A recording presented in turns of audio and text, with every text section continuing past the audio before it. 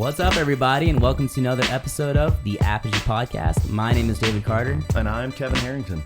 Dude, we were just here. I think this is a record of quickest turnaround on the Apogee Podcast. Yeah. We had Madeline like just a week ago, and now we're back. We're back.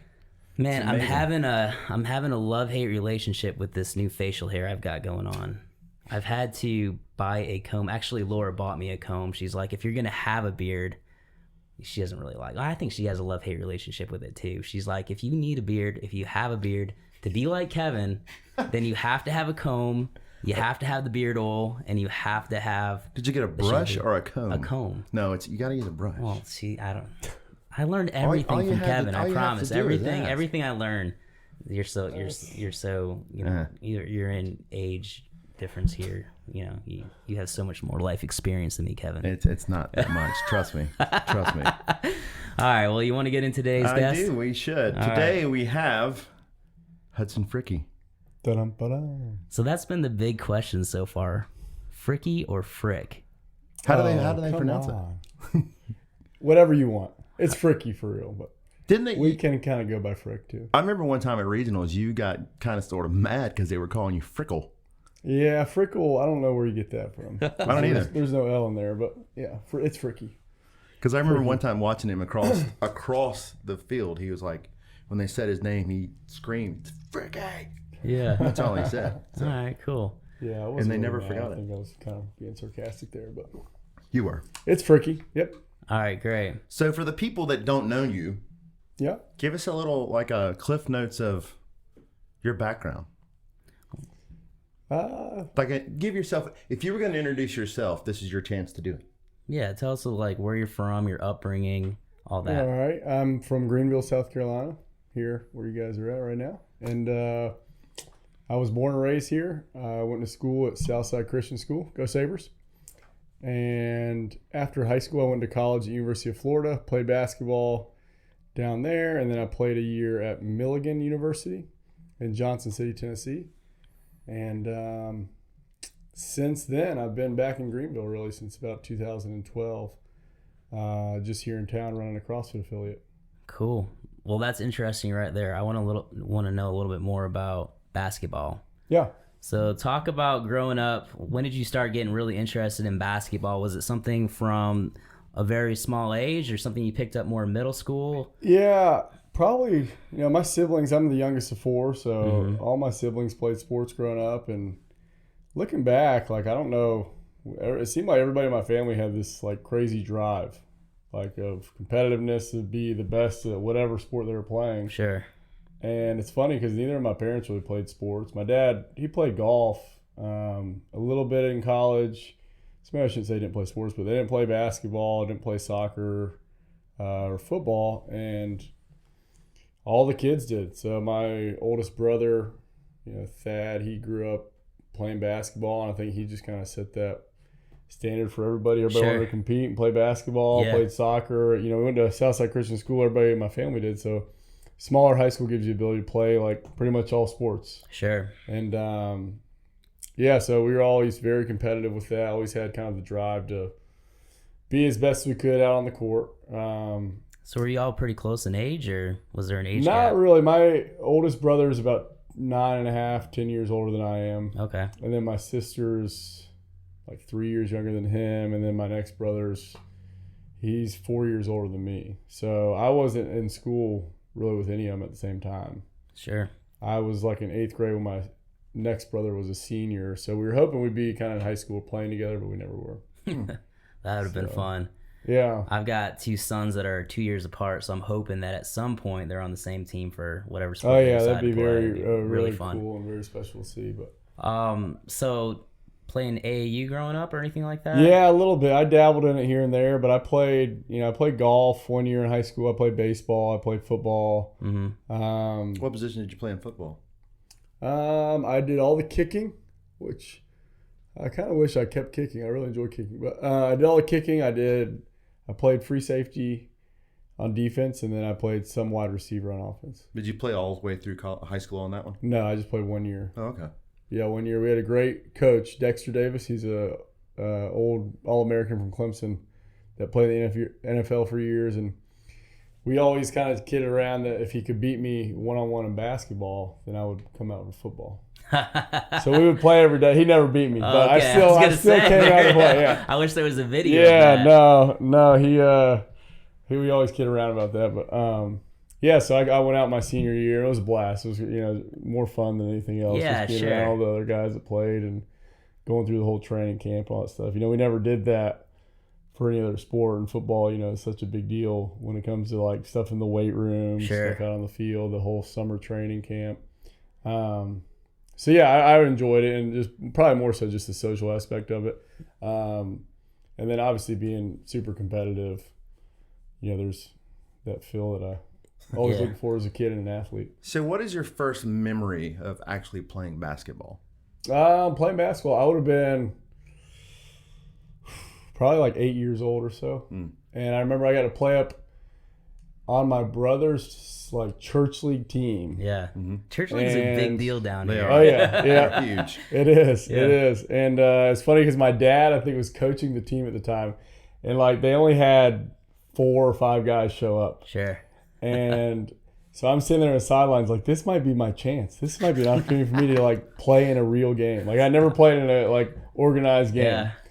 And so I got to play in this game. I like put on this jersey that probably came down to my knees, and I got into the game, and I remember I like made a layup or something. It's like this huge moment in my life. Like looking back, it was like the crowd goes crazy. The crowd of like my mom and 3 other moms, right. Goes crazy. The Cinderella and story. I came running down the court, like gave my dad a high five, and I'm like, that's like a very vivid memory of mine. Like that's amazing. Pretty amazing as a kid. Time to shine. Oh yeah. But that's like honestly the first time I remember like playing in an organized game of basketball. Did you fall in love with it immediately? Yeah, I honestly don't know. I really enjoyed basketball, and I really liked most other sports that I played, but for some reason, basketball just kind of stuck. I think because, like I said, all my siblings played basketball. There was a lot of like, I don't know, not like they really hyped basketball at my school. So the basketball team was always like, the top team, the top athletes. Sure. So I think that was kind of the draw when I was a younger kid, and seeing my brothers play and whatnot. So I always enjoyed it. Now, were you recruited to Florida out of high school? Yes-ish. I was, but I wasn't offered a scholarship at Florida initially. Okay. So I was kind of offered like a spot on the team as a walk-on, like an invited walk-on.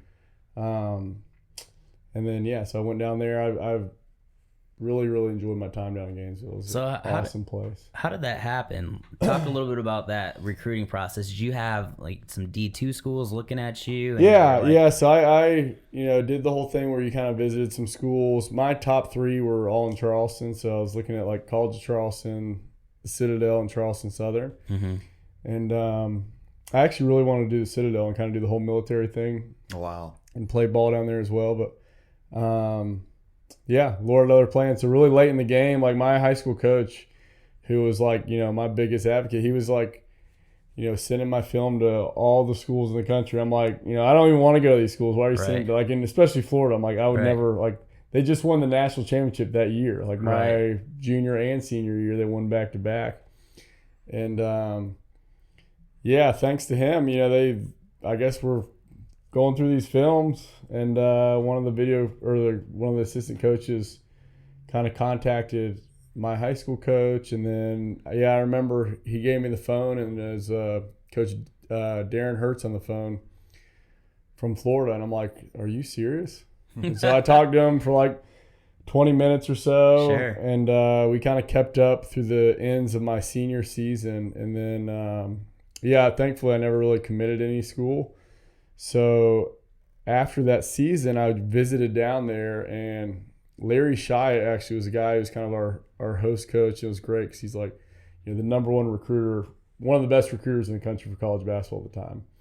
And he was actually a coach at Clemson for years. But Coach Shyatt, he's like, "Listen, Huddy, I want you to come down. I want you to feel it. I want you to touch it. I don't want to promise you anything. See what you think. We'd love to have you. Can you make it?"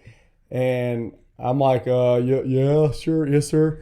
And he's like, "Well, listen, Billy's going out of town to recruit on Sunday, so we're here for the next 2 days." This is like a Friday afternoon. Yeah. And he's like, if you want to come down tonight, we'll be here all day tomorrow and we'll show you around. I'm like, all right, we're on the way. So my dad, it's funny because my dad was actually volunteering at some major golf tournament. It was like one of the majors. I can't remember what it was. It was like, it wasn't Augusta National, but he was like a volunteer grounds crew, and you only get picked out of this lottery to be there. Sure. Yeah. And he's on his way to this golf course for the weekend. And I call him like, hey, where are you at? And I was like, apparently like Coach Donovan wants us to come down to Florida and visit. So he was like, all right, I'll meet you guys on 95. So we meet him at like halfway down. That's amazing. Yeah, it was pretty cool. So we went down, and the funniest thing about Gainesville, so Gainesville, if you haven't been to Gainesville, it is like the biggest party college town I've ever been to. Like it's like the craziest place when it comes to college partying. It's probably one of the top party schools in the country. So we're pulling into Gainesville. We leave at like 5 p.m. To go down there. We're driving in with my mom and dad. It's like 2:30 in the morning. Oh, no. And the funniest thing, because we're coming down like the University Avenue or whatever, coming right downtown. And it was like right when all the clubs let out. Right. And the bars went out. So it's like no. 2:30. And it's just packed. Yeah. And I'm like eyes wide open, like, what's going on? My parents are like, man, there must be a parade or something going on. Like, what is happening? What are they like devout Baptist Christians? Yeah, exactly. Like, this is crazy. This is all for you, Hudson. Yeah, Like, exactly. sold. I'm in. Yeah, exactly. So it was just a pretty interesting experience when we got down there. You know, obviously we met all the coaches the next day, and yeah, man, I was on cloud nine. You know, we went in Coach Donovan's office. I don't remember anything he said. It was just like sitting there like, oh my gosh, I'm in Billy Donovan's office sitting here like he's talking to me, and yeah, it was pretty unbelievable. Yeah. So you actually got to talk to him that weekend? I thought for some reason. Yeah, no, he was there. Oh, okay. He was there. He was going out of town like the next Gotcha. day or something for recruiting. So that's why we kind of rushed the whole like visit Smart. to go down there and see it, feel it, touch it. You did it all. Yeah, we did. It was great. So then we toured the campus, met with the academic advisor, and was like, yes, I definitely want to come here regardless of, you know, having a scholarship or not. So what was the one thing that cemented it for you, though?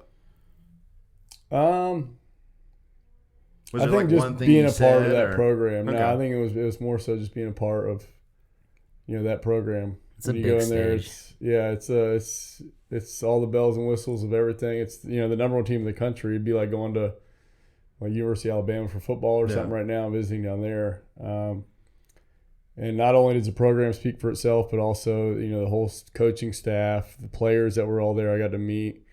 Tim Tebow was your best friend. Yeah, that's right. That's right. No, not quite yet.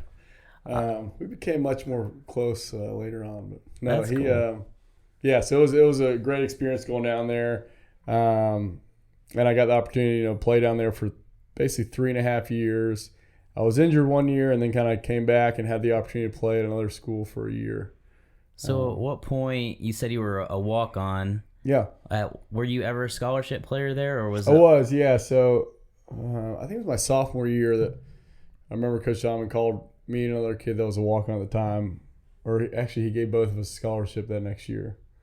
That's awesome. So yeah, it was a pretty amazing, you know, experience overall, and yeah, I'm very grateful and thankful just for that opportunity to be down there. And there was, you know, it wasn't like it was easy at all. You know, at many times I would have said like I hated probably Coach Donovan. I hated this. You know, you're pissed about not playing. You're pissed about just the sacrifice it takes to be on any high-level collegiate athletic team.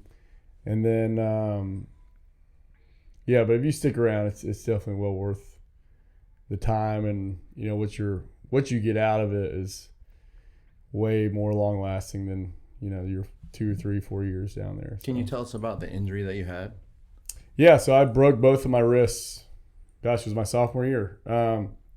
Sophomore year, we were in the weight room, and you know the basketball team had their own weight room in the facility there, and we did a lot of exercises on those exercise balls, those inflatable like physio balls. You probably have some out here. Sure, yep. And we would do like, you know, so much as dumbbell bench press on those balls. We're laying back on the ball. And one of the days we were working out, I was on that ball, and while I was doing the bench press, the ball like exploded. Oh no! So my elbows kind of slammed to the ground, and then both of the dumbbells like just snapped my wrist. Oh wow! So yeah, it pretty traumatic injury, but thankfully it was a pretty clean break. You know, it was obvious. It wasn't compound fracture or anything, but it was a pretty clean break. You know, it looked terrible. It looked disgusting, but looking back, it's probably better to have that than like all the other small bones in your wrist being fractured. Because honestly, the one that, you know, my left wrist was pretty bad as well, but it wasn't obviously bad when the injury occurred, and it actually is probably the one that gives me the most issues now. And my right one that was really bad had, you know, plate and 9 screws put in it the next day. And yeah, that whole operation through. And then I had like 3 months went by, and then I had my left one operated on where they just basically cleaned it up and took out some of the scar tissue and whatnot. So are you left or right-handed? Right-handed. Oh man. Yeah. So double cast then? Yeah, so I had a removable cast on my left hand Uh-huh. and then cast it on my right. Oh man. Yeah, so life was definitely interesting for I can the relate. time being. Sort of halfway relate, because when I guess it was 8th grade, I'm right-handed, but I broke my right wrist. And it was a pretty bad break, the point where I had to have a cast all the way I'll fix this up. You got that? Yeah. All right. We had a cast all the way up to my bicep, so my arm was bent and the whole 9 yards. And it was on, then I went to a half cast, like, you know, up the forearm. So I had a cast on for like 8 weeks. So I had to do everything with my left hand. Yeah.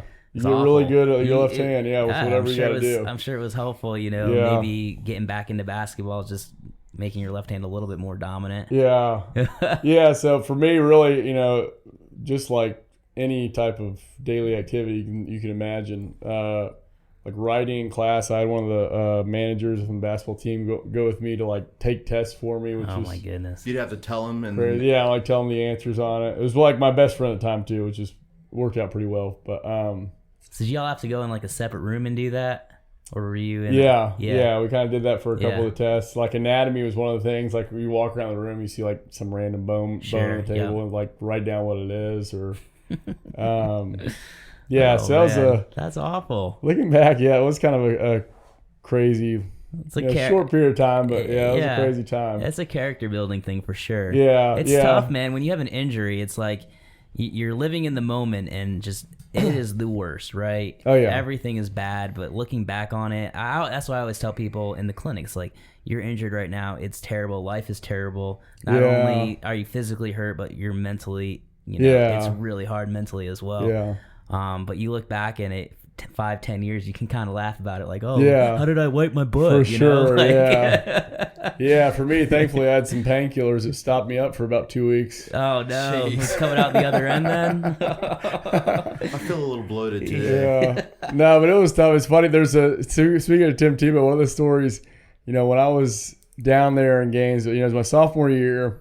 It was Christmas break, and during Christmas break, it's only the football team and the basketball team on campus. Like, nobody else on campus. Gainesville at the time, it's probably grown now, but it's a pretty small little town. So if the students aren't there, nobody's there. Mm-hmm.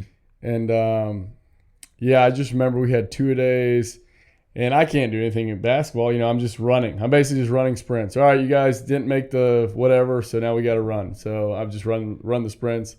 And, I had small goals for myself. Let's try to win these sprints, whatever it was. But it was just miserable. You're like, what am I doing in my life? You're questioning, like you said. You're like, nobody actually cares about you when you're injured except for you. Like, you're the only one that really, you're like, this sucks. People say, yeah, okay, but nobody really cares. Right. Very true. And so I'm running these sprints. I'm like, you know what? I'm done. I think I'm over this. I need to just transfer, get out of here, do something else. Like, I'm not ever going to play. I'm just running these runs. And so I'm walking back, and this is like kind of going through my mind on my way back to the second practice at night. It's getting dark. I'm on my way from my dorm to practice, and there's like, campus is completely dead, and all of a sudden there's like this scooter coming up on the road, and I'm like about to cross, so I stop. I'm just waiting for this person to drive by on their scooter. And he's like, Hudson, man, how you doing? I didn't even look at the guy. I'm like, good, man, good. He's like, go ahead, man. So I like walk across the road, and I was like, thanks.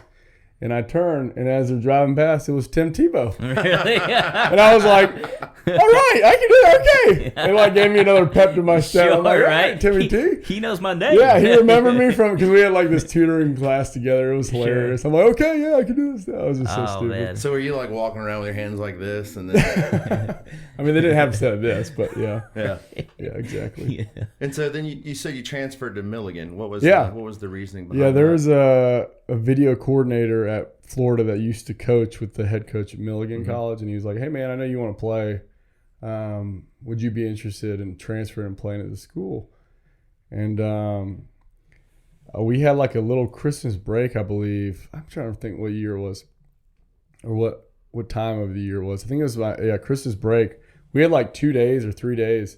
And he had contacted me, the head coach at Milligan College. I talked to him, and he was like, look, if you want to come up here and just like check this place out while you're home, come on up. It's like 2.5 hours from Greenville in Johnson City, Tennessee. Okay, yeah. And so we went up there and met the coaching staff and walked around. It was kind of like the whole recruiting thing all over again. And then, in my mind, I had a one-track mind. I was like, I'm going to go somewhere and play, show that I can play, essentially. Like, essentially, for me, it was like just confidence that I had developed at Florida that I wanted to just prove now that I could play. So I had a great opportunity there. I ended up transferring that next year. And it's funny looking back because I was like, what is here? Why did I even choose Milligan? Or like looking back with recruiting or whatever, like it's in Johnson City. There's not really much around there. I think we even went to like Elizabethton, which is like a town right there next to Johnson City. Yeah. Yes. And we went to like Fats Cafe. It was just funny because you're like complete opposite ends of the spectrum. Yeah. I'm eating like training table lobster and steak every night at Florida. The smoothie bar and whatever you want to go, however much of whatever you can get. And it was pretty cool. I say that, but I really enjoyed both places, and it wasn't necessarily like, hey, this place was good, this place is bad. It was more so just the relationships that you can develop with people at both places. And Milligan, I had a great experience, great opportunity to play, and ended up we did really well that year. I had a lot of personal goals that I met throughout that season, as well as our team goals. We won the conference, and we ended up getting upset in like the national tournament. It's an NAIA school, so essentially transferring there, I didn't really have to sit out or anything else. It was a good time. We had a good team. We did have a good team. We had a lot of kids that transferred in that our coach, he was really good at recruiting and got a lot of kids in there that probably shouldn't have been in that school. They should have been in better schools, and we had a good squad that 1 year that I was there.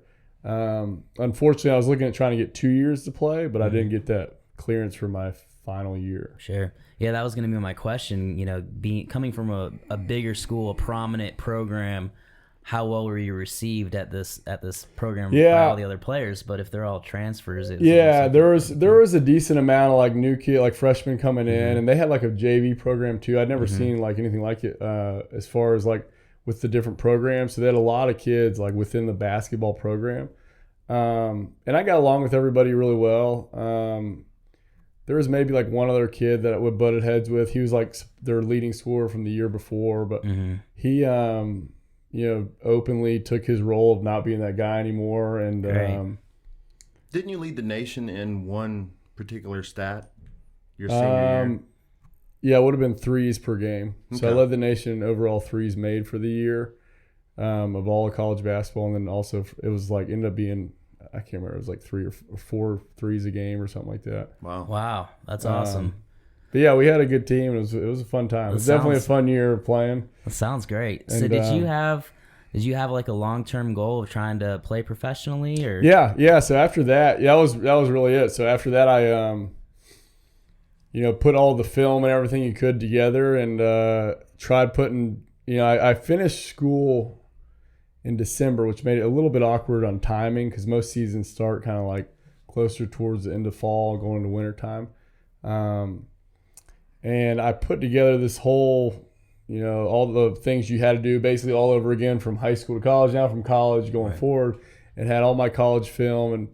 And, I essentially was trying to get my German citizenship because my grandfather was born there, my grandmother was born there, and some other players in the past had gotten that citizenship, and essentially it clears you through the EuroLeague as like a European citizen, so you're not accounted for as like a foreigner. And the rules at the time, I'm sure they've changed now in the EuroLeague, were basically that you could have 1 or 2 foreigners on the floor between 2 teams playing each other. So obviously, you're not going to want a 6-foot shooting guard that shoots threes. That's probably a dime a dozen of most European teams. Right. You sure. want your foreigner to be, a 7-foot guy that can, run and jump out of the gym. So, it would have made it easier. And, had that have gone through, that would have been great. But at the last minute, it was like, hey, we can't get this citizenship. And it would have been another like 6 months of waiting, like trying to figure out if I could get it on a team. So yeah, it ended up not working out. And that's kind of when I dove into CrossFit. Yeah, that's our next question, man. So really, at what point did you really start? I mean, I guess right then is when you started transitioning away from your focus being training to performing in basketball, to training to improve your fitness and just general performance. Like, how did you stay motivated to continue training even after, experiencing the injury and knowing the disappointment of not going to Germany or Europe? How'd you keep that motivation just to keep training? We've always, honestly, we've always had kind of this inner drive, I would say, and just my family. I don't know if it's kind of something my parents instilled in us growing up, like, hey, you're going to work hard at whatever you're doing. That might not be the smartest way to do a lot of things, but even if it's the dumbest thing, you're going to be working hard at it. So, I always enjoyed training, maybe even more so sometimes than like performing. I spent a lot of time, whether that was in the weight room or on the floor. But that was just always seemed to be like what I enjoyed most doing. And so I kind of did that. So you were back here in Greenville. Yep. And did you find CrossFit while you were at Milligan? Or So I was there. It ended up being almost a year and a half because I basically was waiting a semester, still taking classes to see if I'd get cleared for that fourth semester. And during that time, I wasn't able to practice like half of that semester, so I wasn't legally allowed to practice with the team. So during practices, I would like the gym had like a weight room right there. I would usually work out. And I remember like my strength and conditioning coach at Florida, Matt Herring. He's one of the like best strength and conditioning coaches for basketball. He was at the Spurs, I think, of recent. I don't know where he's at now, but anyways, he said like him and his interns would like Google go to this crazy site, and like whatever it was like on Thursdays, they're like recovery day from like bodybuilding. He's like, we're just going to do whatever the craziest stuff sits on here. It's these crazy workouts. We go to the site, we're going to do what it is. And they like shake on it and they go to this site, which was CrossFit.com. And I remember sitting there in the weight room one time when they did it, and they like went on the site. They're like, oh yeah, let's go to the site, look at the workout. It was like run a 5K, and they're like, oh F, like gosh dang, we're gonna go this run a 5K. So then they go run whatever it was. But I just remember him like in passing saying like this crazy website. So I remember like Googling, and on the site he showed me like these people doing these pull-ups, all this crazy stuff. So I remember literally like Googling swinging pull-ups. And like, sure enough, CrossFit, there it is, CrossFit, boom. That's amazing. What year would have this been? 2010 maybe, or 2011. Okay, yeah. And so that was like my first dose of like seeing CrossFit, I would say. And I had a good friend growing up named Dave Schlarb who was like doing personal training at some gym here in town. They kind of did the same workouts. And so I was home one time from Florida. This was like, when I was still at Florida. I was home one time for like 2 days, and he invited me to come to this gym and do this workout with him. And it was like in some shed. It was like a storage shed, and they had like a squat rack and like rings hanging from the storage shed. I don't even remember where it was at. But I got out there and like did this workout. It was run 400 meters, 21 deadlifts, 21 pull-ups, run 15-15, run 9-9, and I had like never done a deadlift in my life. Right. And obviously I've never, I could, at the time probably could do like 2 pull-ups or something like that. It's amazing. Yeah. And so I do this workout and I like can't walk. I'm like, this is the dumbest shit I've ever done. Like this is the stupidest thing. Yeah.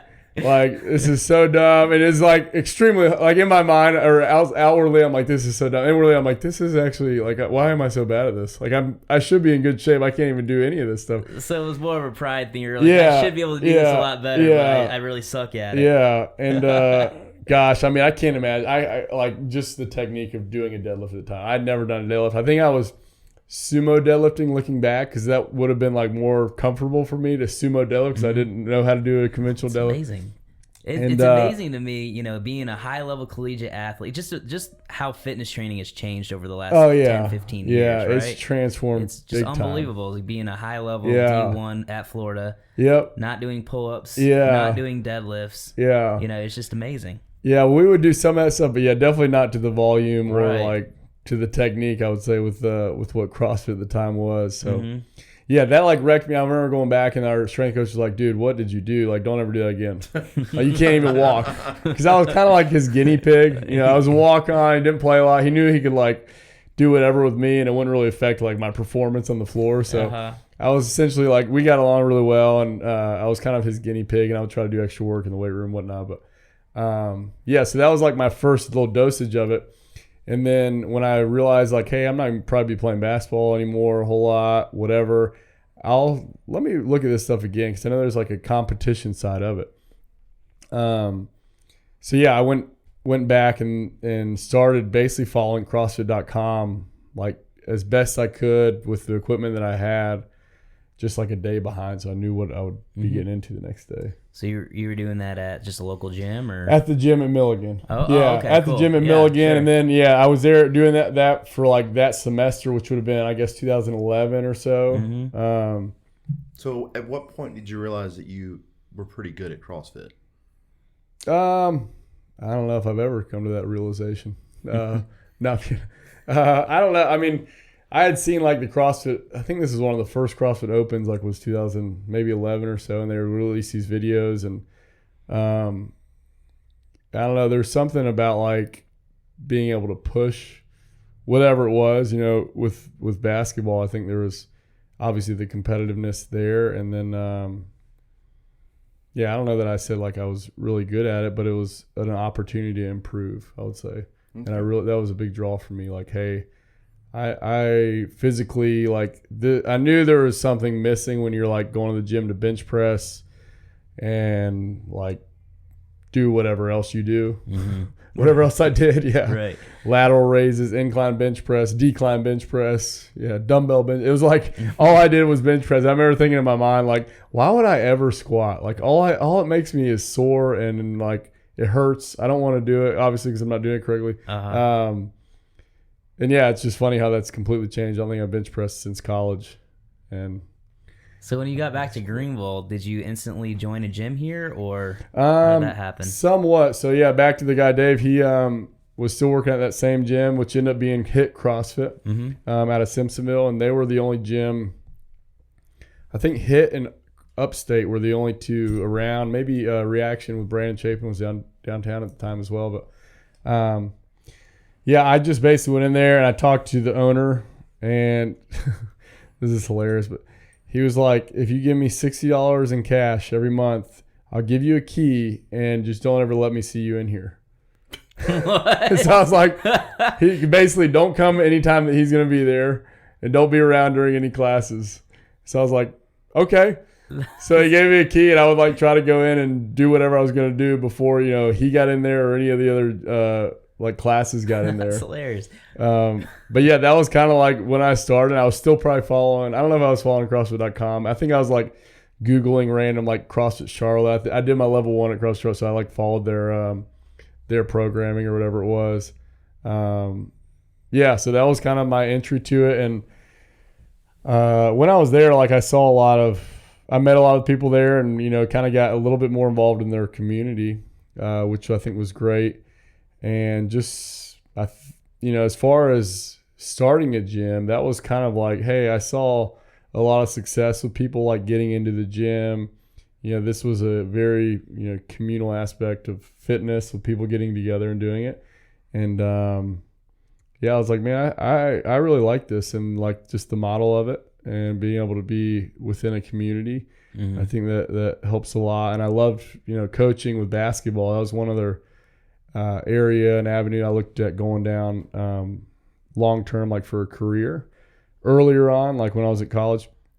And, so the coaching aspect, the community aspect, and then obviously being in the gym was a huge part of my life. So I to have all three of those as business or whatever you want to say, that was pretty ideal for me to start out. Let me sidetrack you real quick on one quick question. It's Yeah. burning in my head. So you broke both of your wrists. Yeah. And now you're doing CrossFit. Yeah. At any time, did it ever flash in your mind, like when you're doing like your first snatches or your first clean and jerks or your first pull-ups, or your burpees even for that matter, did it ever cross your mind that you could break those bones again? Or they gave me some issues for sure. I was like religious about wrist wraps earlier on. I like couldn't do a front squat, that's for sure, like getting that bar in front rack position. Number one, because I probably bench press all the time, so my like shoulder mobility is terrible. And my wrist flexibility is also probably terrible. I didn't really think like they could break again, but it was a little bit of a hindrance, like with pain and whatnot. I think honestly though, for anybody starting out, like these positions, they're normal positions, but if you've lived like a normal life in America, you're probably not used to squatting or deadlifting or holding a bar in a front rack. You're used to sitting in a chair and not doing a whole lot of functional movements. So as with anything, I don't think it's like any more severe with like the feeling that I have in my wrist. But I was like religious about my wrist wraps. I had wrist wraps like all the time. I remember when you used to wear them all the time. Yeah. So tell us about your first CrossFit competition. First CrossFit competition. So I did a CrossFit competition in Charlotte, CrossFit Charlotte. And this is probably, like maybe 2-3 months into CrossFit. And I signed up for this competition because at the time, there was random competitions all throughout the area. Maybe I shouldn't say all through. Like there was 1 or 2 competitions, like maybe every quarter. Like it wasn't like now there's a competition every weekend you sign up for. Right. Pre-COVID, maybe not anymore. But so somebody at Hit CrossFit actually sent me this link like, hey, some people are going to do this competition in Charlotte. You should sign up for it. So I signed up for this event at CrossFit Charlotte, and I'm like, should I try the workouts before? Like I have no idea what to do. I'm a little nervous, but I'm like, okay, this is like competitive. This will be fun.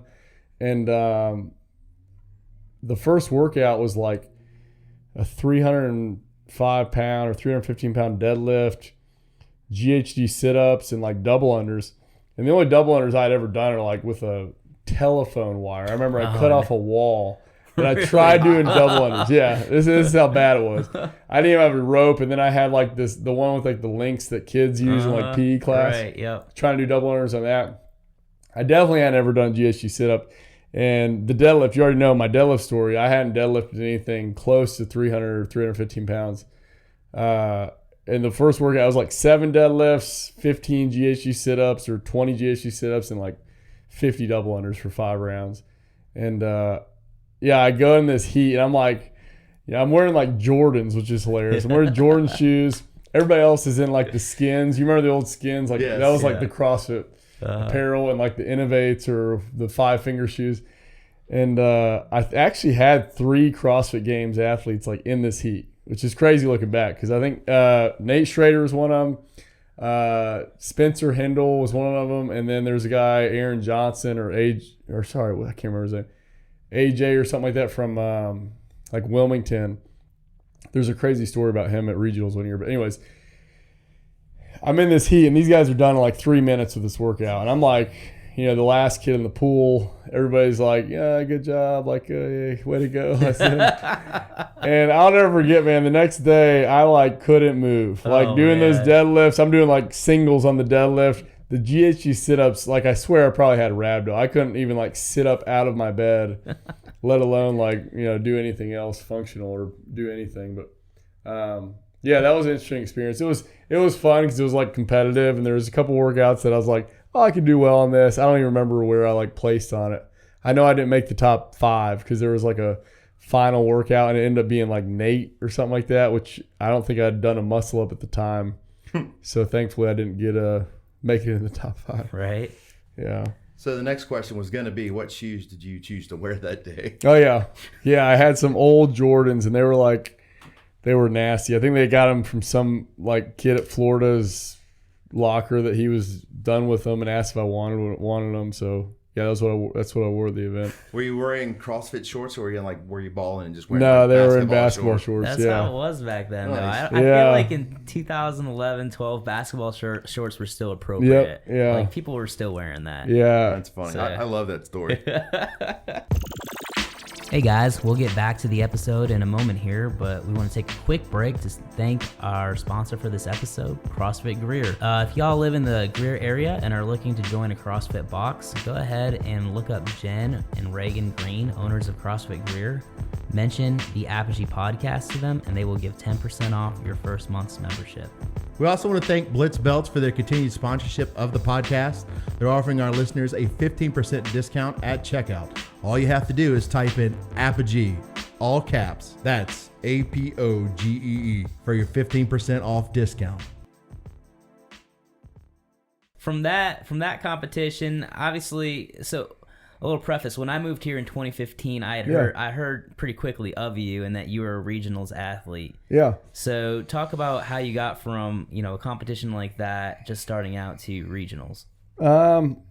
Yeah, I would say just like from there, I knew what I was bad at, and I tried to get a lot better at all that stuff, like deadlifting, squat, anything heavier, like I knew would eat me alive starting out. Still probably would, but yeah, that would be something I had to kind of make or get better at. And as I get better at those things, the other things would kind of stay where they were at, if not get improved as well.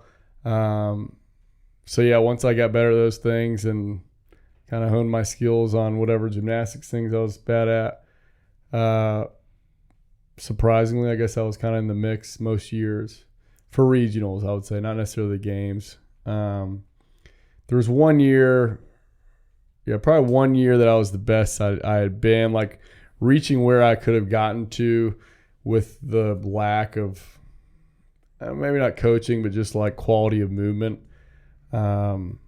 Was probably like 2014 or 2015. Jacksonville, you placed top 5. Yeah, Jacksonville probably would have been my best finish. And I just remember like finishing before Jacksonville the year before in West Palm Beach, maybe, I think it was.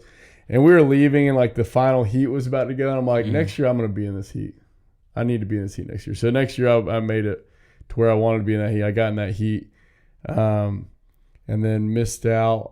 I don't know how many points it was, but just on so many points of qualifying. But yeah, that was a fun year. And then I had been having some issues with my shoulder, from a prior injury of basketball, that I just needed to get my movement cleaned up on a little bit and my posture really get cleaned up. And hasn't given me really any issues since, thank goodness. But I could feel it kind of coming on going into that year.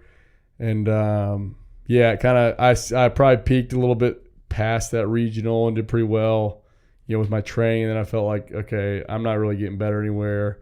I did Wadapalooza. I qualified for that year as well. But that was kind of like, I knew it was kind of on the downturn there with movement and everything else. So there was probably like a year, like 2016, I would say, and even 2017 was kind of like a year of figuring out my movement, cleaning things up on my movement so that I could build back up, which I would say I've definitely built back up since then and gotten a lot better and felt a lot healthier.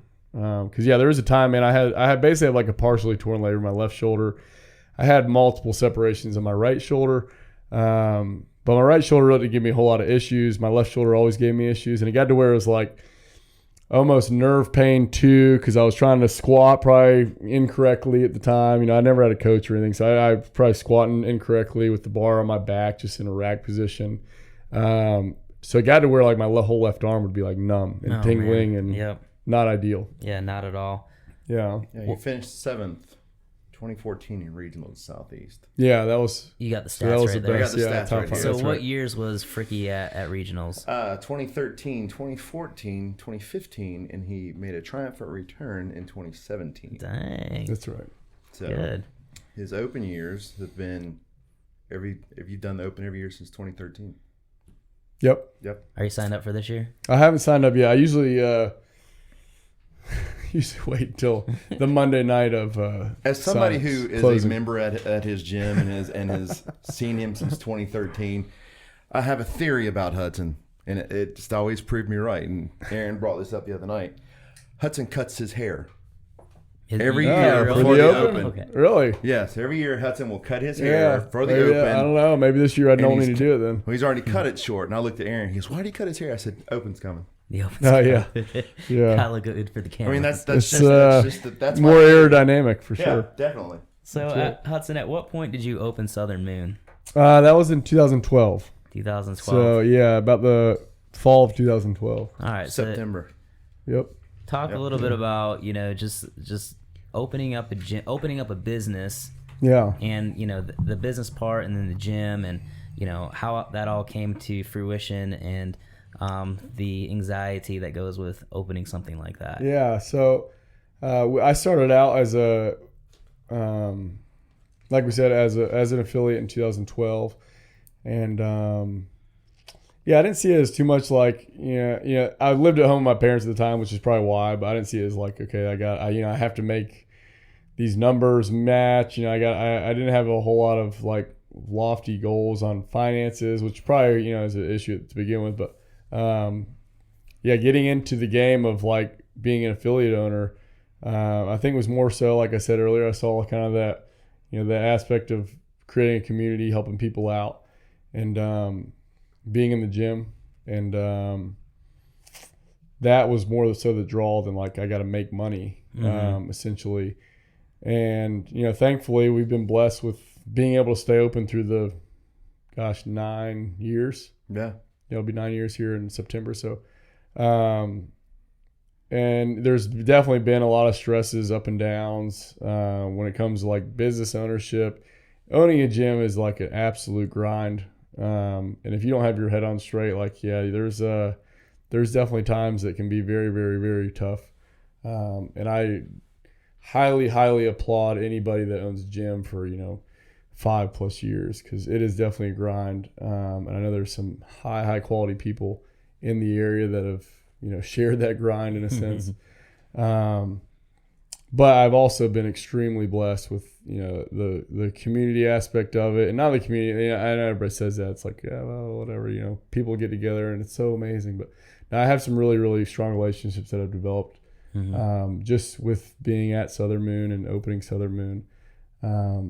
And some really good friends have come and gone, and I'm very, very grateful for just the time that I have with those folks, whether they were members or coaches or whatever it may be. And then obviously I met my wife there at the gym, through a really good friend at the time. So yeah, it's been definitely an organic growth. We haven't really, done a whole lot of like gym launch marketing campaigns or anything, which, say what you will, maybe we should do some of those, but I think part of that keeps our turnover extremely low. We have some extremely loyal members that have been there for, since day one, really. It's funny, Patrick Wire, one of our members, he was at our first ever noon class, and he's back. He canceled his membership because he started a business and didn't really have time to get in there. And like, just since COVID, he's like, hey man, I gotta get back in the gym. So he's been back, it's just crazy to see that he was there like 9 years ago. Right, yeah, that's awesome. And you don't realize it because it's like, oh yeah, you're going through the daily task of whatever it is, coaching a class. So you look back, you're like, man, this is pretty amazing. Just the relationships that you've developed over the years. He's coming home. That's right. Good. That's right. Yeah, that's good. It is an amazing gym. I mean, obviously I'm a member there too, and it's, we've talked about it. I was lost for 2 years and couldn't figure out what I wanted to do because I had the seizures and everything. But kind of like Patrick, I just decided to go back because I felt at home. Right. If you walk around and sometimes change is good, I feel. But it just it dawned on me. I was like, look, I need to start back at square one. Mm-hmm. And so I went back and, open arms, just like nothing ever changed. Yeah. And so as far as that aspect is, the community there is great. I know Patrick, he comes to the 7 a.m. class, So I think it's amazing what Hudson's done as a member outside looking in. I mean, you got to remember he was doing this before really Facebook was in its infancy. Mm-hmm. There was really no Instagram. Right. So, I mean, what he has built is really a testament to him. Absolutely. So, and that doesn't get, well, I mean, it's getting we've been down this road before. In here. It's getting weird in here. It's getting weird. I have a question. So, you opened the gym in 2012, and that's quite a few years. That's 11 years, almost 10 years ago. Yep. The CrossFit community has grown so much in the Upstate, even within like the last, I would say, 5 years. Even since I moved here, it's really boomed. What has that been like? With I feel like with the concept of local comp, really bringing the gyms closer together. Getting to know members from other gyms has become quite easier. Like you said, there's been a lot more competitions. What's that like? Kind of diving into just the general Upstate community. Yeah, I have, like I said, been very blessed and have a lot of great friends and relationships that have been developed through CrossFit, and through owning the gym at Southern Moon. But with the Upstate and the the numbers and the members of gyms in the Upstate, I think it is good because it provides like a separate avenue for people that are interested in fitness. Mm-hmm. And then I've had some good friends, like Brandon Chapin would be one that comes to mind that he owned. He doesn't own anymore, but he was the owner at CrossFit Reaction. That probably a relationship that I developed through Greenville games and through these local competitions.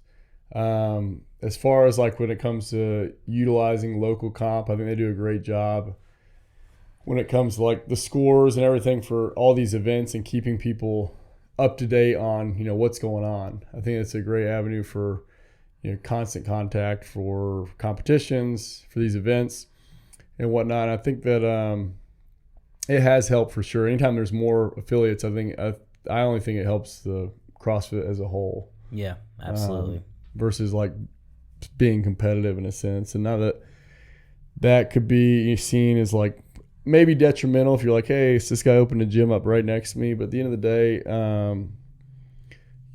whatever product you have is going to be what separates you. So I don't think that, if there was a CrossFit gym in the same exact, location we're at, I would hope that we could be separated and, what our services are providing. Absolutely. And it's funny because there are like 3 other gyms in the Meridian Center, but I didn't even know. Yeah, so you would think that the ones that stand out will stay around for a little while. So. Yeah, absolutely. Because there have been a lot of gyms that I think that have come and gone within, like we said, there's a lot of growth within gyms, but also some gyms that have shut down. And you hate to see that. It's kind of sad to see. But as I said, I know gym ownership is a grind, and I think gym owners just get burned out, unfortunately. Mm-hmm. How many coaches do you coach a day? How many coaches do I coach? I mean, how many classes do you coach a day? For me, I try to just do 2 or 3. Okay. Probably two classes ish. Because I remember there was a time when you were coaching every class. Yeah. So and there's not any opportunity for anything positive there. Yeah. If that's the case. Well, I'm just amazed, and I respect your stick to itiveness. Because I've been there and I know how it's been. I mean, you've kept the doors open, whether that means relocating the gym, upgrading, downsizing, or whatever. Yeah. You never quit. You never quit on yourself. Yeah. I mean, you could have. So. Yeah. Let's go. Oh, you guys need a bro hug right now. Well, no, I mean, No, I 6 think feet that's away. good. I just think a lot of times that coaches aren't members. I don't know. Members may go up to the coaches and tell them, "Hey, thank you for doing this." Yeah, or absolutely. sticking with it or whatever. Like, because obviously owning a gym takes a lot out of you. Yeah. And it's a finite number of people that you can get in there before you have to, and you figure out, well, is this enough? Is that enough? Do I have enough tens? Don't drop the tens, So I mean, there's definitely a lot of management, a lot of hats to and I fill, think a lot of hats to wear, I guess you could say, for yeah, whatever it is, being a janitor to cleaning toilets, all the way to. I just think that I think that well. goes a lot of times it's underappreciated. I think it for definitely sure. is. Yeah. For sure. Nobody likes walking in a nasty gym, that's for sure. Yeah. I got one more question Yeah. about competitiveness Yeah. until we move on to just another topic real quick. I want to talk a little bit about Crash. So the Crash competition, what was it like kind of getting back into competing with some very high level athletes? Yeah, it was definitely a great event. I really enjoyed doing the event. It's funny, called JR like the day before. I was like, hey man, I don't think I can do this event. I don't feel good. I don't think I can do any of these events or any of these workouts. I haven't really tested any of them. And, I don't want to get embarrassed essentially doing this because I didn't get tested, and I probably won't get tested, but I thought at the time I had COVID. And because I tried doing one of the workouts, I was like, you know what? I'm going to do this event. I haven't done anything. We just went to like Utah not too long beforehand. Mm-hmm. And I had struggled big time like during this 3-4 month period with like sleep and insomnia. My training was terrible, obviously, probably because of sleep. And there was probably like a 2-week stint or 3-week stint prior to that event that like I didn't finish any workout. Mm-hmm. It was like, all right, I'm going to do whatever, fill in the blank, 30, whatever. I start the clock and do 3 or 4 reps. I'm like, you know what? I'm going to go home. And I would just stop. Sure. It's like I've never felt like that. I'm like, man, I don't know what this is or what it, even if times where I have bad nights of sleep or whatever, it's fine. That's life. People don't sleep all the time. It's fine, whatever. But no, this is like something different. I couldn't have the motivation to do anything. And honestly, I think it all just came from that lack of sleep and terrible sleep. It was like I just couldn't sleep. I read this book on why we sleep. It's a great book, and it's very informative on like the benefits of sleep and how important sleep is. Mm-hmm. And I think that reading that book gave me insomnia, like because I was so worried about getting a good night of sleep that I was like freaking out in my mind mentally, and it was like I'm not gonna be able to sleep tonight. I already know it. And it would like, like my mind would click and that was it. And I literally wouldn't sleep. And there was like 3 or 4 nights that I didn't sleep at all. And then trying to work out after that is not even like one night, in this book, it talks about the statistics on how terrible your performance is over and over and over. And even during that event, like I was still struggling big time with that, and that definitely gives a scapegoat of excuses on like, hey, I couldn't do this and that. Outside of that, I had a great time. I really enjoyed like just the event as a whole. It was a very well ran event. It was a lot of fun. The workouts were fun. And there's obviously just a bunch of monsters at Crash. Oh yeah. There's a bunch of beasts up there. Performance wise, like obviously wasn't too pleased with how I finished placement, but when I look back at like training for that, not really doing anything prior, and then going in and being able to do all the workouts. My goal was like, hey, can I do all these workouts? And I was pleased with that. So just like small victories there. Since then, I would definitely say a lot of that's improved with sleep and performance and everything overall. But it was a lot of fun just to kind of compete and be back with a lot of other people competing. Yeah, it was awesome. It was almost like a little regionals feel. Yeah, for sure. And I know that event will probably only grow as it goes on, so that'll be good. It'll be a good test, I think, each year to do in the future. How old are you?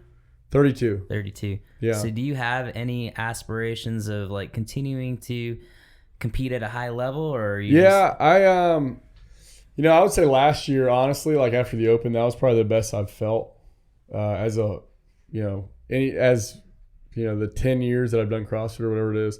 That was probably the best I've been with all my numbers.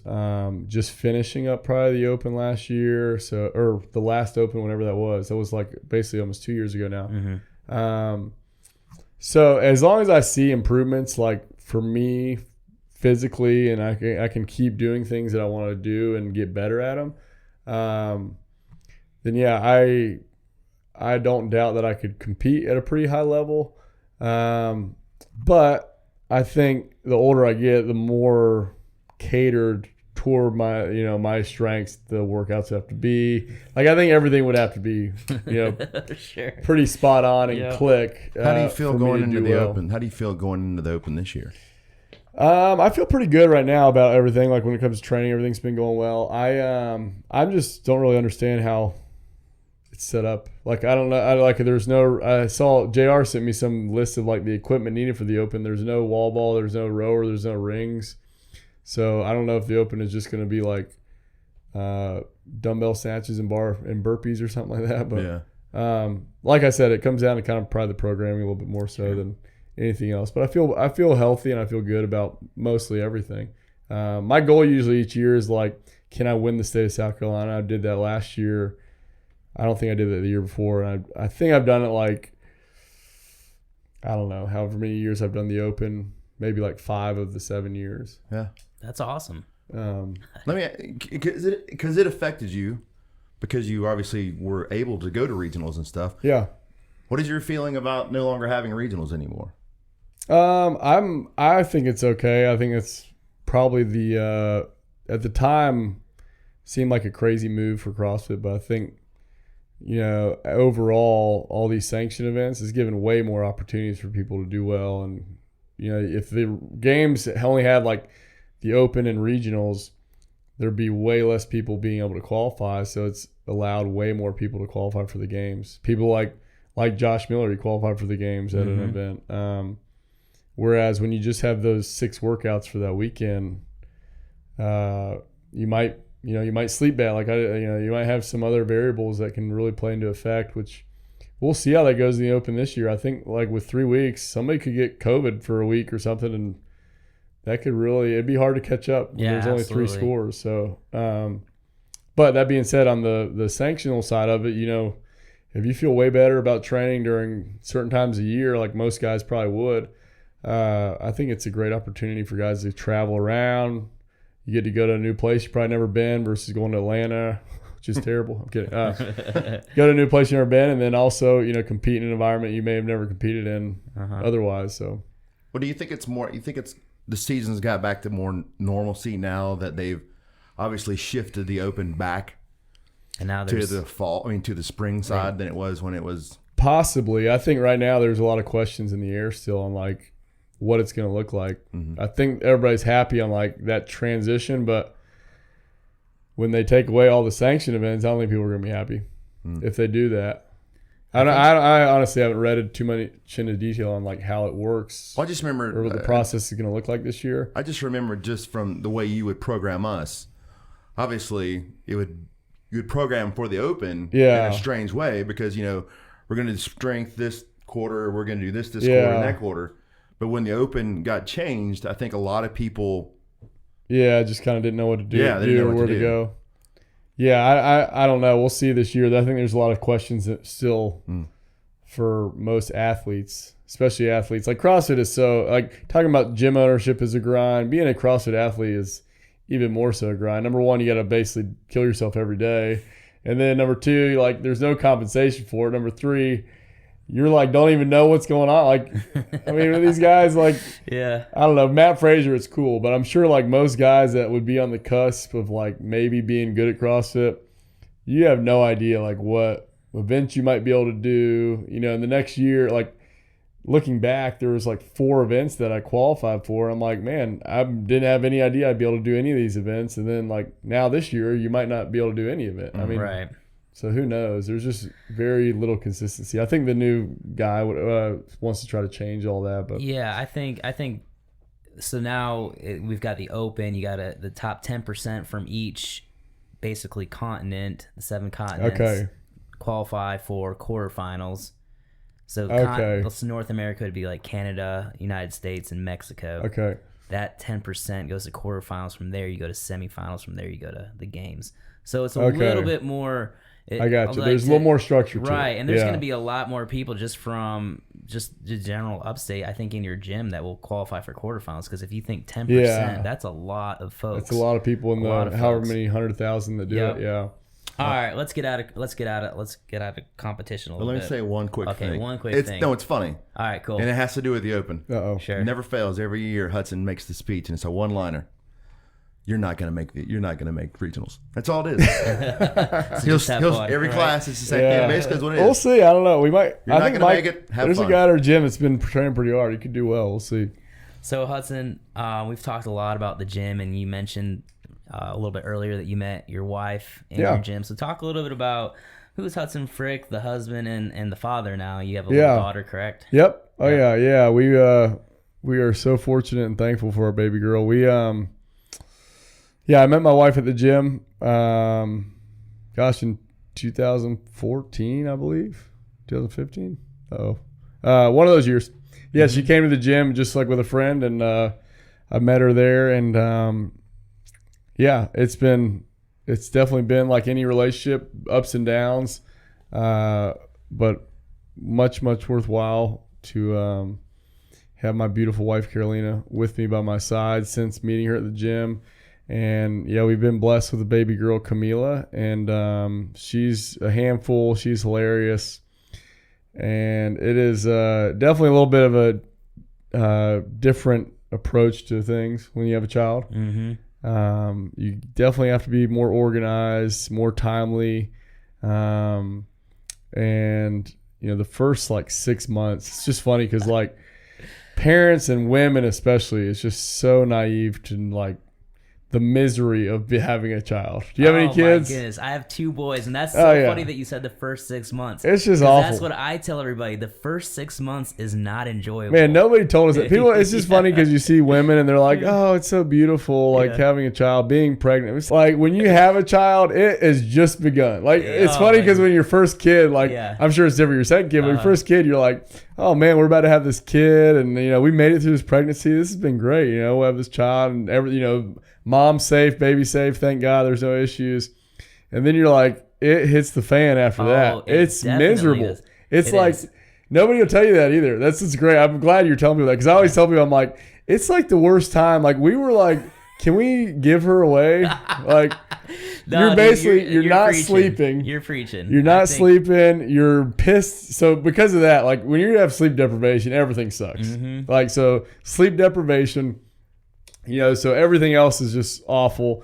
Your child is not responding at all to anything. So you're like, I don't even like this kid. I don't even like this person. Right. There's no interaction at all. You're like, it can't even hold its head up. Human beings are the most dependent species of any mammal on everybody else. You're like, how are there so many people alive? Right. Yeah. I'm like, because you're like, it can't, she can't do anything. You go in there, you have to lift their head up, hold their head. No, I totally understand that. It's so funny. I remember when my wife was pregnant with our first son, and people would be like, all these men would come up to you, these wise men. They're like, this is really going to change your life. Yeah. And you're like, I'm different, right? Yeah, exactly. Me and my wife, we're solid. Yeah, and then that baby is born, and like you said, it's like, oh, okay, man. now and then it really has changed. Everything they said is absolutely correct.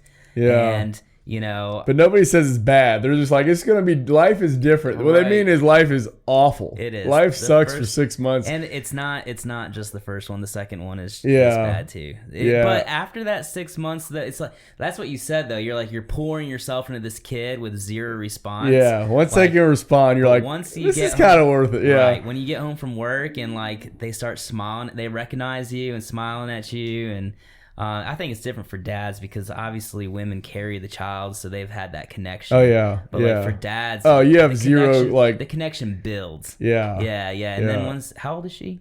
She's a year and a half now. Oh, dude, once she hits 3, it's lights out, man. It's so fun.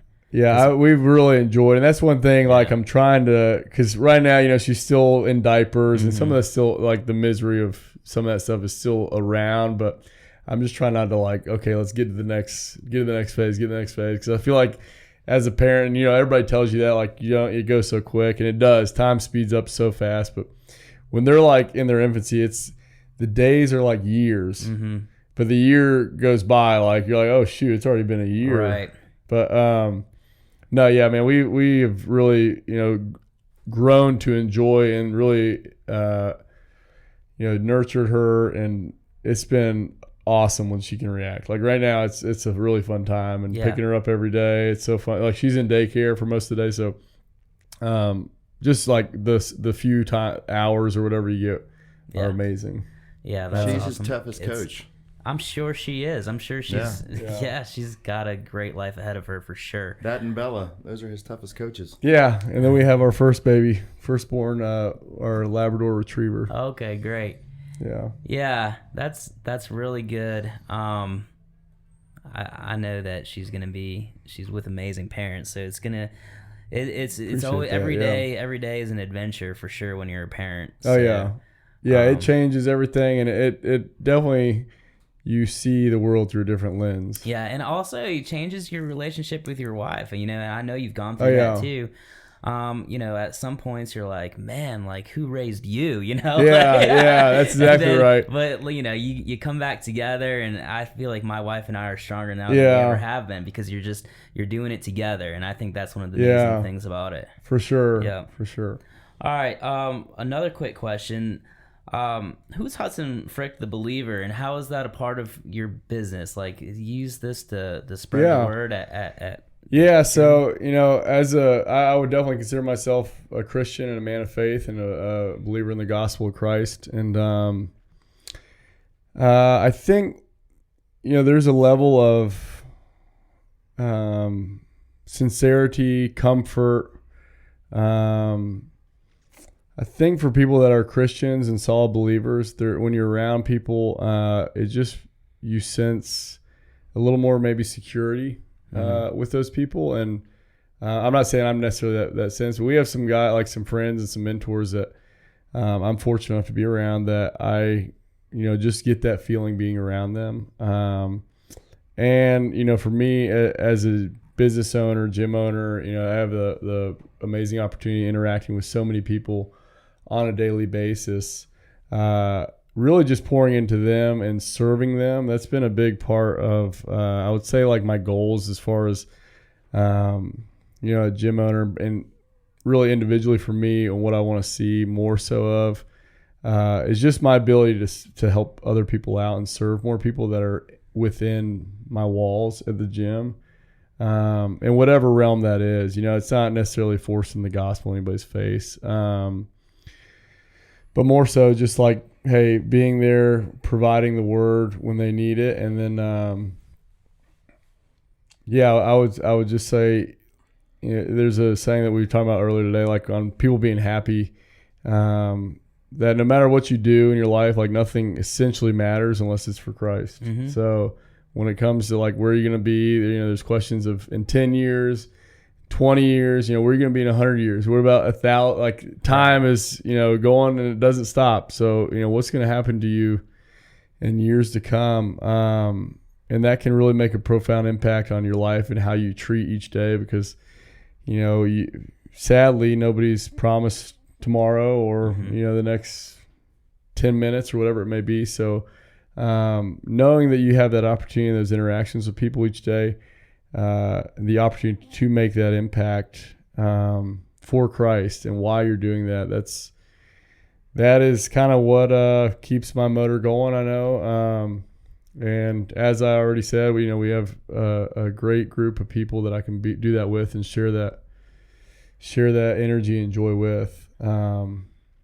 That's a wonderful testimony right there, and it speaks a lot to the man you are. So yeah, I appreciate that. Yeah, I think we find that a lot, you know, in this Upstate community. Just a great amount of leaders who are Christ centered, and when Christ is at the center, things seem to thrive. Exactly. You know? Yeah. I appreciate awesome. that. Yeah, absolutely. One more question before we get to rapid fire. Sure. Let's say, what do you like to do outside of CrossFit? Any hobbies? I recently have been introduced to shooting guns, and I really enjoy. We had a a good friend of mine bought me a Glock 19 as a gift, which is an amazing gift. And I really enjoy like going out and shooting guns with him. I enjoy, I would say, like just playing with my dog and my daughter. Yeah, for yeah, sure. any free time. That's what I like too. We recently moved into a new house, and the house has like a nice backyard area and like even an HOA field that we can like play in. So we kind of like, if it's sunny out, go out there and just mess around any free time that we have. So awesome. Yeah. Did you update this list? I did update this list. I don't have the updated. Well, here's what we'll do. We'll toss it back and forth. Yes. All right. That's. I'm gonna do the odds, and you'll do the evens. All right. Perfect. Here you go. So, what job would you be terrible at? Ooh. I mean, I would think anything like that took a lot of studying and research, whether it's like engineering or I still don't really know what most engineers at our gym would do on a daily basis. So I'd probably be terrible at that. Anything that doesn't, require like interaction with a lot of people. Sure. All right. What skill would you like to master? Ooh. Shooting a gun. Perfect. What shoes are you into? Literally now I'm in Nike Metcons. But most CrossFit shoes that have a wide toe box. Perfect. Are you usually early or late? Early if I can help it. But if it's with my family, my Colombian wife, it might be a little different. Are you noticing a pattern with the questions yet? No. Okay. What kind of Did I art? miss something here? What kind of art do you enjoy most? Ooh. These are like our daily questions at the gym. That's the pattern. There's the pattern. Oh. I still need to answer that question, or is that this? Yeah, you still gotta is this answer like now. you've been had? No, you still got to answer it now. And I appreciate. Is it an art form for reading books? I don't know. That's a great question that we. I really like. But it's funny because my mom just recently started the hobby of painting. I know this is supposed to be rapid fire. Sorry, but. And she just gave us some paintings, and she actually sold one for like $1,000. Really? Wow. I've saw them. She's got one it's an abstract. They're very good. It's like a blue one. Yeah. And I was like, that's really good. I actually really like her art. And she Yeah. gave us 2 gifts for Christmas. She gave us 2 pieces of art That's that cool. I really appreciated. Yeah. That's awesome. Okay, so what takes up too much of your time? You get these just straight from our I Sugar certainly One did. app. Oh. Too much of my time. Trying to get strong. That's easy. He meant to say TikTok. What's Yeah. the best way to start the day? Oh, man. Get up out of bed immediately and then read your Bible. Perfect. Don't snooze. What song would you say sums you up best? Man, that's a tough one. I'm not sure. I can. Like, I like a lot of songs, and then when I like start listening and thinking about, or actually like listening to the lyrics, you're like, this is a terrible song. Sure. This is not about anything good. Right. I don't know, Kev, on that one. You got me. All right. I've got 2 more questions that aren't on that list. All right. I was thinking about this yesterday when I was scrolling through your stuff. How often do you get compared to Nathan Scott from One Tree Hill? Oh, I've never heard that. Shut up. Really? Wait, One Tree Hill. Yeah, maybe One I Tree have Hill. one That was time. our era, man. That was growing up. Yeah, I think maybe I have at one point, but not All right, not very frequently. look it up. I'm sure a lot of Nathan our listeners. Scott. Nathan Scott, One Tree Hill. Look All right, it I'll up. check them out. All right. It's my One like, last doppelganger, question. whatever they call it. Pretty Yeah. much, and you guys kind of have a similar story. But he was a fictional character. He was a fictional Oh, character. You're okay. the real thing. I'm the real thing. That's Okay, right. So I cool. guess he gets compared to you. Nice. That's right. Let's say you made it to Madison, Wisconsin, and you Yeah. find yourself in the top 3 of the CrossFit Games. Which 2 athletes would you choose to go head to head with for the top podium spot? Noah Olson for sure. And Marquand Jones, just because I like Marquand. Yeah, It'd be man. cool to see him there. Yeah. Yeah, absolutely. But no Olsen, because it'd be fun to just, I don't know why. It'd be fun to, like, if I could beat no Olsen in, like, an event. Probably wouldn't happen, but. Well, y'all have been competing against each other for a while. That's right. That's cool. Well, all the questions were provided by Hudson Fricke himself. That's right. Sugar there wad. we go. Yeah, there man. we go. So where can people find you, get in contact with you at? Instagrams, Facebooks? Yeah, I need to get back on Instagram. So I deleted my old Instagram. I'm back on there. It's at Hud Fricke. Mm-hmm. And yeah, I'm on Instagram at Hud Fricke. And then any email, if anybody has anything they want to shoot me, it's just my name, hudsonfricke@gmail.com. And then Southern Moon's on Instagram And then, as well. yeah, Southern Moon CF is on there. And then southernmoon@gmail.com. We're also on Facebook. So, yeah, anything they need, shoot us a message and let us know how we can help. Any parting words you would like to leave of wisdom or anything? Yeah, it's a great saying. Things will come, things will pass. Only what's done for Christ will last. Well, thank you very much. We appreciate your thanks a time lot, today. Kev. Yeah, man. Thanks for coming Thanks, on. David. Y'all heard, Yeah, man. Thanks so Y'all much heard for it having us. here. Apogee Podcast.